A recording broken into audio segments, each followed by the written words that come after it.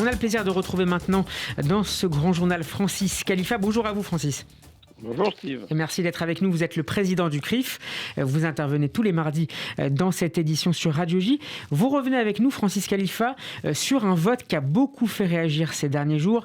La semaine dernière, 129 États, dont la France, ont voté la résolution 129-11 à l'Assemblée générale des Nations Unies. Un texte qui appelle désormais à nommer le mont du Temple uniquement de son toponyme musulman, à savoir Al-Haram al-Sharif. Vous avez parlé en réaction, Francis Khalifa, d'un vote incompréhensible et inacceptable de la France.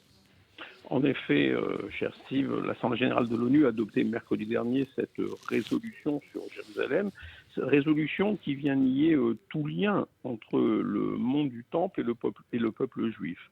Et en ce qui concerne l'adoption de cette résolution par l'ONU, je dois vous dire que ce n'est pas une surprise. Car nous savons depuis longtemps que l'État d'Israël est constamment traité à part, constamment discriminé dans les instances de l'ONU, que ce soit à l'Assemblée générale, mais que ce soit aussi à l'UNESCO ou même au Conseil des droits de l'homme, où les condamnations s'accumulent. Et nous connaissons le parti pris anti-israélien de ces instances et de leur majorité automatique qui stigmatisent et qui veulent faire de l'État d'Israël le juif des nations. Est-ce qu'on peut parler de révisionnisme sur cette question de Jérusalem et de son lien avec le peuple juif ? Oui, bien sûr qu'il s'agit de révisionnisme, mais je crois que d'un côté, on n'est pas surpris par le vote de cette résolution à l'Assemblée générale, mais de l'autre côté, je crois que ce qu'il faut voir aussi, c'est le vote de notre pays, la France. Et là, c'est un vote qui est incompréhensible et qui est inacceptable. Comment notre pays, le pays des droits de l'homme, peut-il voter cette résolution qui veut faire croire justement que Jérusalem n'aurait aucune antériorité juive et que le mont du Temple ne serait que l'esplanade des mosquées? C'est voter contre la légitimité même d'Israël et contre le peuple juif en réalité. Et tout cela, c'est symptomatique d'un état d'esprit qui fait fi des réalités historiques et politiques et qui se saisit de toutes les opportunités pour stigmatiser Israël. Et nous sommes vraiment là dans la négation du réel, le mépris de l'histoire du peuple juif et de sa culture. Voter cette résolution, c'est reprendre tout le narratif palestinien.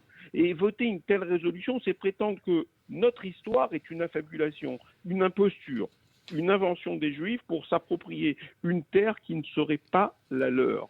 Et voter cette résolution, c'est accepter aussi l'instrumentalisation politique et, je vous le disais, l'infamie du révisionnisme historique. Car c'est accepter, bien au-delà des Juifs, que toute l'histoire de la chrétienté soit remise en cause. Est-ce que vous avez obtenu, Francis Khalifa, des explications de la part de la diplomatie française ? Pas encore, j'attends un rendez-vous que j'ai demandé au président de la République pour avoir des explications. Et parce que ce que nous attendions, parce que d'autres grands pays européens l'ont fait, c'est un autre vote. Je pense à l'Allemagne, je pense au Royaume-Uni, qui se sont abstenus sur cette résolution. Et c'est une nouveauté, car ils avaient l'habitude de voter aussi ce type de résolution.